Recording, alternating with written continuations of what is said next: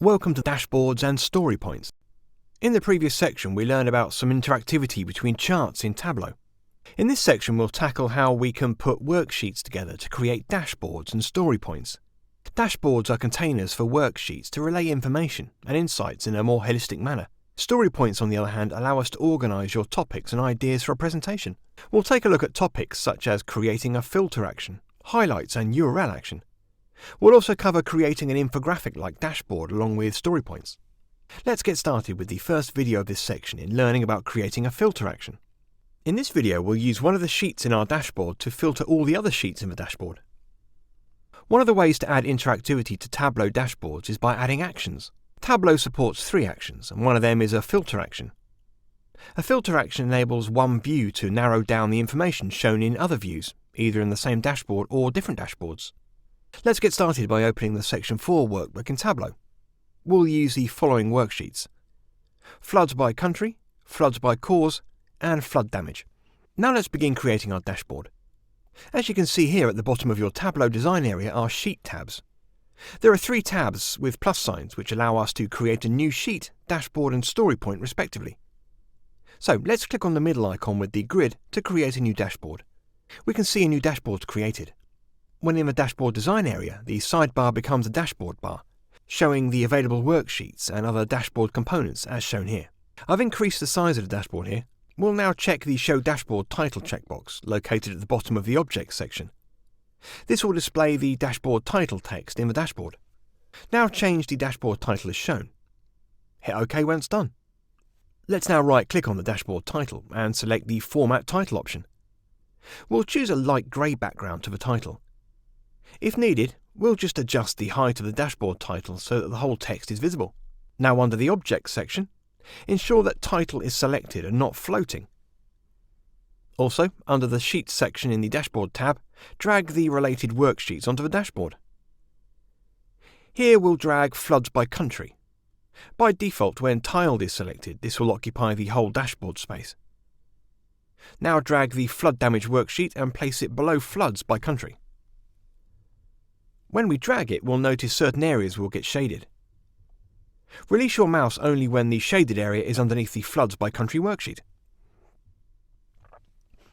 Great, we can see that it's placed. Now drag Floods by Cause to the right of Floods by Country and above Flood Damage. Let's increase the width of Fatalities by Country so that it's wider than the Floods by Cause worksheet. Now remove the Duration and Damage USD colour legends by clicking on the X mark. As you can see, this is the duration, therefore we can go ahead with the option Remove from Default. Awesome!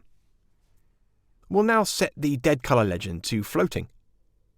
We can do this by selecting the Colour legend, which will show the legend's grey border. We can also click on the drop-down arrow in the top right corner and select the option Floating. Selecting the floating option will take the legend out of the grid and allow it to be layered on top of other items in the dashboard. We'll now place the Dead colour legend closer to the Fatalities by Country map worksheet, closer to the bottom left area so that it does not cover any countries in the map. As shown, we can just place it here. This looks great. We'll now go to the Fatalities by Country worksheet and change the title of the Year of Began filter to choose a date range. To do this, we'll click on the Year of Began filter to show the grey border. Then click on the drop-down menu in the top right corner and select Edit Title and make the changes. Now let's change the scope of the date filter to all worksheets in the dashboard. So we'll click on the drop-down of the filter and choose Apply to Worksheets and then Selected Worksheets. Click the All on Dashboard button in the Apply Filter to Worksheets window that appears. Hit OK when done. Let's now go to the dashboard again and follow the steps as shown on screen. Here we'll format the filter to have a light shading using the same colour as the dashboard title. We can do this by selecting the filter and clicking on the drop-down arrow in the top right corner. From here we can choose Format Filters. We can also change the shading from the formatting sidebar that appears. We'll now click on the drop-down of the date filter and choose Float. Place the filter in the top right corner of the dashboard, beside the dashboard title. Now click on the Floods by Country worksheet and click on the funnel icon that appears in the top right corner. This enables the map to filter all the worksheets in the dashboard. We'll change the dashboard name to Flood Dashboard. Also, we can double-click on the Dashboard tab and rename from there. It's now time to test the dashboard. Use the presentation mode or press F7 to see what the end users will see. Now click on countries in the map and or change the date range in the filter.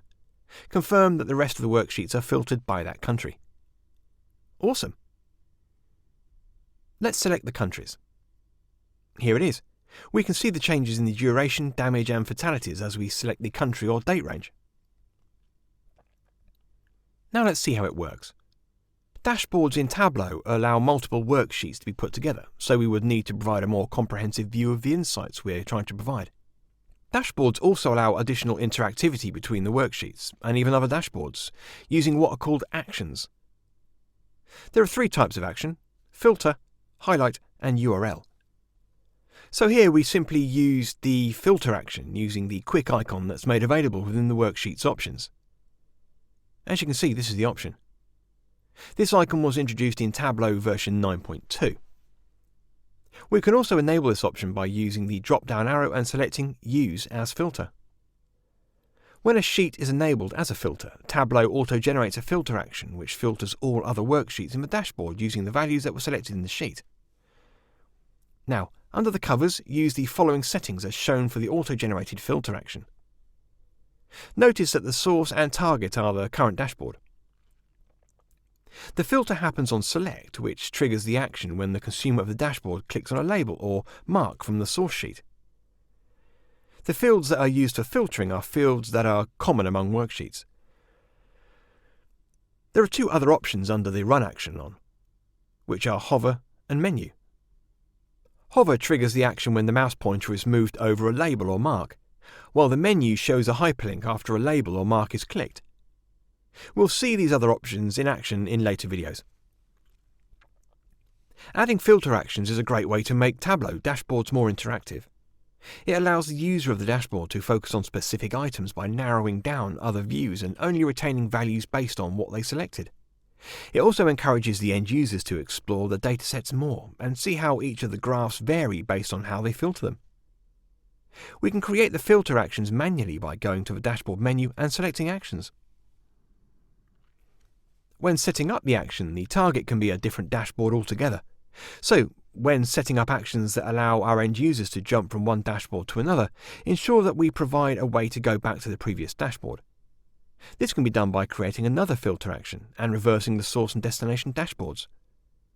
So, just add action here. We can see the available options here.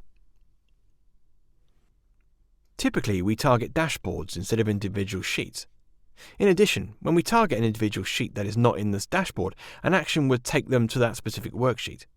This may create a confusing effect, especially if the look and feel of the dashboard is different from that individual sheet's. As you must already be aware, we've used a mix of tiled and floating components here. Tiled makes all the components, worksheets, containers, legends, filters and so on, occupy a single layer in a grid. All of these components together occupy 100% of the dashboard's space. When components are tiled, there is no control over the position or size of the items. As you can see here, this is disabled for the tiled. When we select floating, we can see that it's enabled here. Floating allows these layers to overlap each other and either be placed on the front or the back of any sheet.